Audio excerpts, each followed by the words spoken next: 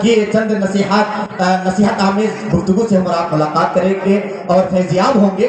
آئیے جانے جلسہ حضرت مفتی سلطان رضا سیوانی کو اس وقت میں آپ کے سامنے پیش کرنے جا رہا ہوں، لیکن اتنی آسانی کے ساتھ نہیں، پورا مجمع اپنے آپ کو تیار کر لیجئے۔ ایک شعر میں پڑھنے جا رہا ہوں، پورا مجمع دونوں ہاتھوں کو اٹھا کر ایک بار بول دیں سبحان اللہ۔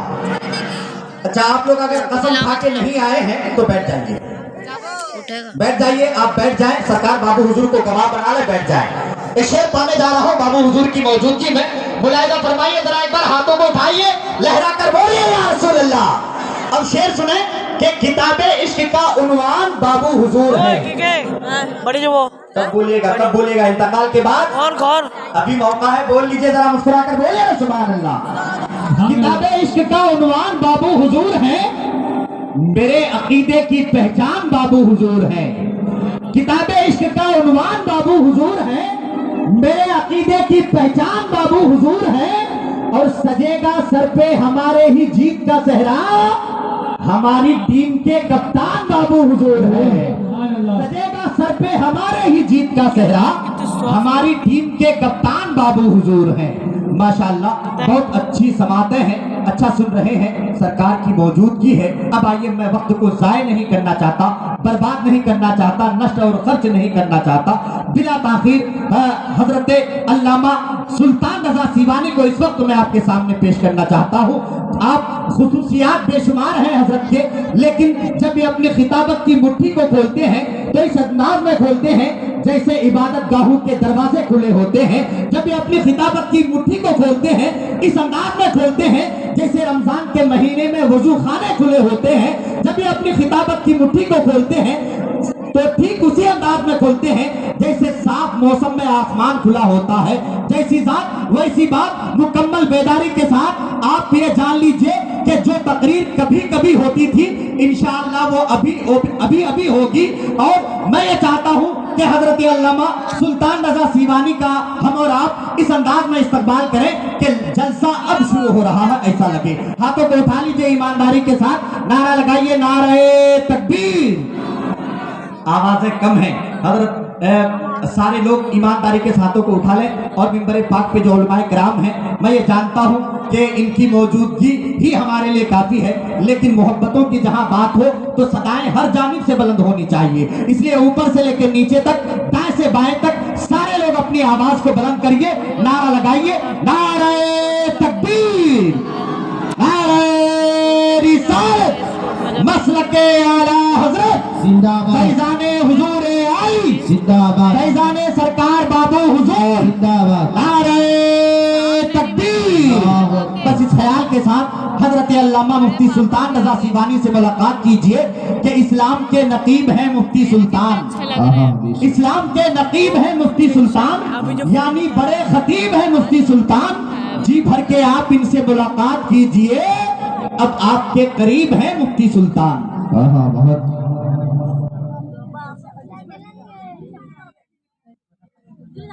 پنجابی ہے کیا؟ جبا پنجابی نکلی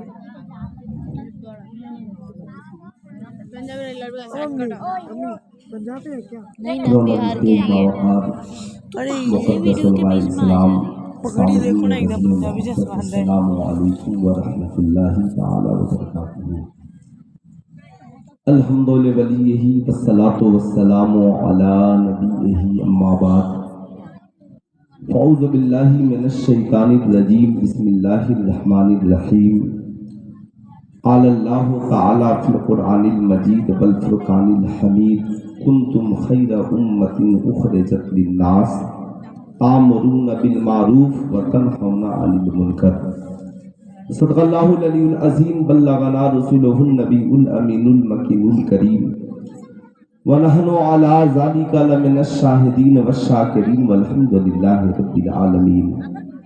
سارے جہان کے مرکز عقیدت مصطفیٰ جان رحمت صلی اللہ تعالی علیہ وسلم کی بارگاہ علی جاہ میں جی لگا کر ہدیہ درود و سلام پیش کریں اور پورا مجمع مل کر پڑھیں، اللہم صلی علی سیدنا شفیعنا حبیبنا مولانا محمد معدن الجود والکرم منبع العلم والحلم والحکم بارک وسلم صلو علیہ صلاۃ و سلام علیک یا رسول اللہ صلی اللہ تعالی علیہ وسلم۔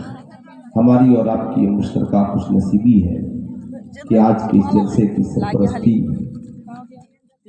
پیر طریقت رہبر راہ شریعت یادگار اسلاف منبع اخلاص حضور تاج صوفیہ مبلغ مذہب اسلام حضرت علامہ الحاج الشاہ سید شمس اللہ جان المعروف سرکار بابو حضور سجادہ نشین خانقاہ سمرقندیہ دربھنگہ شریف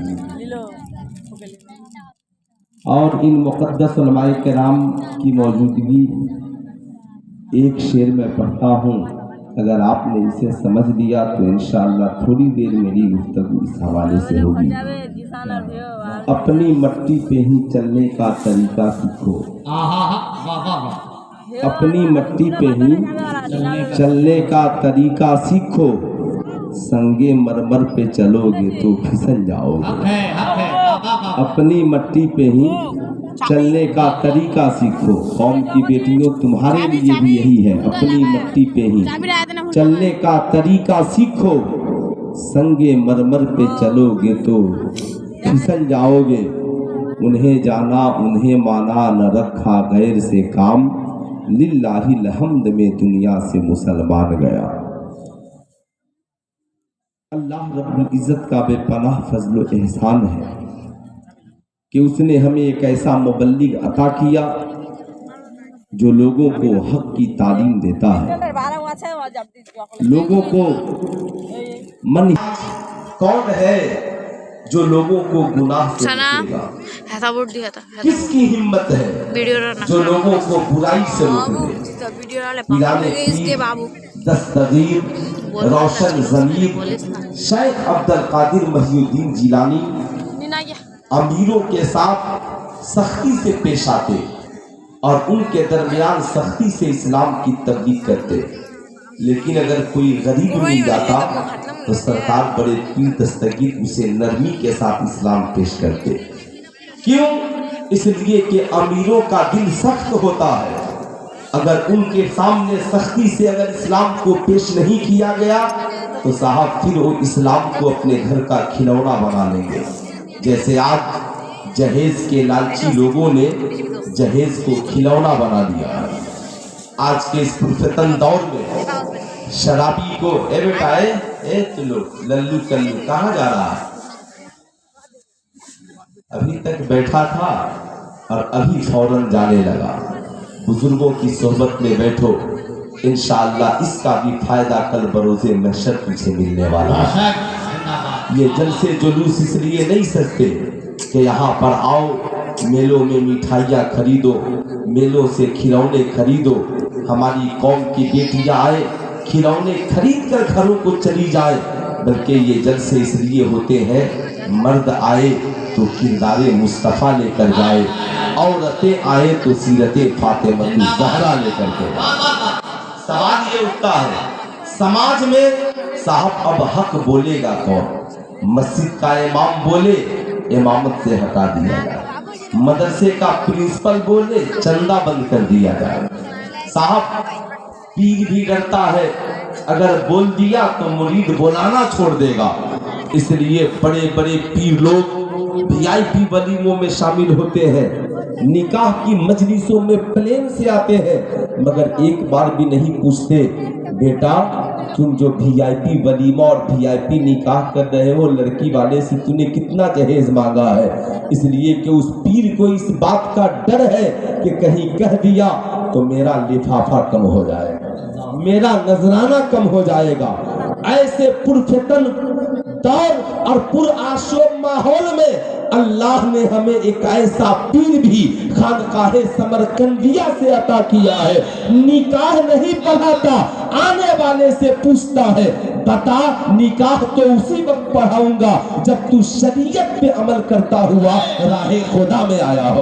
نعرہ تکبیر، نعرہ رسالت، مسلک اعلیٰ حضرت فیضان حضور سرکار عالی फैजान सरकार बाबू हुजूर। बुरा न मानिएगा मेरी बात को, खूब गौर से सुनिएगा। साहिबों, आज आप समझते हो, लेकिन याद रखना, आज कौन है जो बोलने को तैयार है? तूने जहेज मांगने की कोशिश की है या तूने जहेज की रकम को लिया है? साहब, अगर लिया है तो जा, जमाना मेरे खिलाफ हो जाए मगर मैं कभी तेरा निकाह नहीं पढ़ाऊंगा। जाहिर सी बात है, अगर हर पीर ऐसा हो जाए, हर आलिम ऐसा हो जाए, हर मुफ्ती ऐसा हो जाए, हर हाफिज ऐसा हो जाए, मजहब इस्लाम का हर मुबल्लिग ऐसा हो जाए, तो कसम खुदा की 1 साल नहीं 1 दिन में जहेज का धंधा बंद हो जाए। याद रखिएगा, बंद हो जाएगा। लेकिन लोगों को इस बात की फिक्र है, यार बोल दिया तो आज 500 नहीं मिलेगा, 5000 नहीं मिलेगा, 50,000 मेरे मदरसे का कम हो जाएगा, खानकाह में मेरे फिर ये सेठ चंदा नहीं भेजेगा, कहेगा आपने मुझे मस्जिद में बेइज्जत कर दी, आपने मुझे लोगों के मजमे में बेइज्जत कर दिया। याद रखिएगा, जैसे इस्लाम में शराब पीना हराम है, इस्लाम में सूद का पैसा खाना हराम है, इस्लाम में रिश्वत का पैसा खाना हराम है, ऐसे ही इस्लाम में जहेज का पैसा मांग कर लेना भी, अरे जरा हाथ उठाकर बोलिए, जहेज का पैसा मांग कर लेना भी हराम है। और जोर से बोले, जहेज का पैसा मांग कर लेना भी हराम है। हट धर्मी तो ये है कि लोग बोलते हैं आजकल कौन बगैर लिए करना, शर्म नहीं आती। जैसे शराब पीने वाला माज़अल्लाह लोगों को शराब पीकर गालियां देता है, रिश्वत खाने वाला, सरकार ने फरमाया एक जमाना ऐसा आएगा कि शराब का नाम बदलकर पिया जाए, सूद का नाम बदल दिया जाएगा। जैसे लोगों ने IPL, BPL 20 में जुए का नाम बदल दिया, ऐसे ही आने वाले दौर में जहेज का नाम भी बदल दिया जाएगा। अंदर सेटिंग करेगा, तुम हमें इतने पैसे देना, मगर सबके सामने कहना मांगा नहीं, मैंने तोहफे में दिया, बदल दिया जाएगा। इसलिए साहिबों, खूब अच्छी तरह याद रखिएगा, जिंदगी में आप जो VIP वलीमा खाते हैं ना, अल्लाह के एक वली ने किसी से पूछा, बताओ खाना खाने का तरीका क्या है? कहा खाना खाने का तरीका ये है, बिस्मिल्लाह पढ़कर खाया जाए, छोटा छोटा लुकमा लेकर के खाया जाए, खाना खा करके दुआ पढ़ी जाए। कहा तब तुम्हें खाना खाने का तरीका नहीं मालूम है? कहा तो फिर करना क्या है? कहा खाना खाने का तरीका ये है, पहले ये देखना है खाना हलाल का है या हराम का है। ऐ लोगों, शादियों में जाते हो, निकाह की पार्टियों में जाते हो, ये मिशन तभी कामयाब होगा जब तुम VIP वलीमा पे पहुंचकर खाना खाने से पहले एक बार खिलाने वाले से पूछ लो, वो खिलाने वाले, ये जो मुर्ग मुसल्लम है, ये जो बिरयानी है, ये जो पेप्सी कोको कोला है, ये पूरा जो डिश का तुमने इंतजाम किया है, कहीं जहेज के मांगे हुए पैसे का तो नहीं है? जैसे जहेज का मांगा हुआ पैसा हराम है, वैसे ही हराम पैसे का खाना भी हराम है। तुम वहां से अगर जहेज का पैसा लेकर वलीमा किया है तो वहां से पलट करके वापस चले आना, उस खाने को हाथ न लगाना। याद रखना, ऐ इस्लाम के शहजादों, तुम डॉक्टर हो, तुम इंजीनियर हो, तुम प्रोफेसर हो, आलिम हो, मौलाना हो, मुफ्ती हो, याद रखना, मैं तुझे ये पैगाम देना चाहूंगा सरकार बाबू हुजूर की तरफ से। ऐ लोगों, आज के इस जलसे से ये वादा करके जाओ कि हम बारात न ले जाएंगे, मस्जिद में जाकर निकाह करेंगे, मगर किसी लड़की वाले से जहेज का मुतालबा नहीं करेंगे। वरना आज का हाल ये है, शादी के बाद बीवी के साथ सेल्फी लेता है, फेसबुक पर डालता है, लिखता है आई लव माई वाइफ, मैं अपनी बीवी से बेपनाह प्यार करता हूँ। बीवी कमेंट में लिखती है जालिम, तू मुझसे प्यार करता है? बता, अगर प्यार करता था तो बता, मेरी डोली उठने से पहले मेरे बाप की जमीन किसने बेचवा दी? मेरी हाथ में मेहंदियां को लगने से पहले मेरी माँ के जेवरात किसने बेचवा दिए? मेरी भाई की कमाई किसने खत्म करा दी? बता, अरे मोहब्बत तू नहीं करता, तू तो मेरे घर पे दौलत लूटने के लिए गया था। मोहब्बत तो मैंने की है कि अपनी माँ को छोड़ दिया जिसकी गोद में मैं पली हूँ, अपने बाप को छोड़ दिया जिसके कांधे पे मैंने खेला है, मैंने जिस घर में बचपन में आंखें खोली, जवानी की दहलीज तक कदम रखा, हमने निकाह के बाद तेरी मोहब्बत में उस घर को छोड़ दिया है। बता, हमने तो अपने भाई को छोड़ा तेरी मोहब्बत में, बहनों को छोड़ा तेरी मोहब्बत में, माँ बाप को छोड़ा तेरी मोहब्बत में, खानदान को छोड़ा तेरी मोहब्बत में।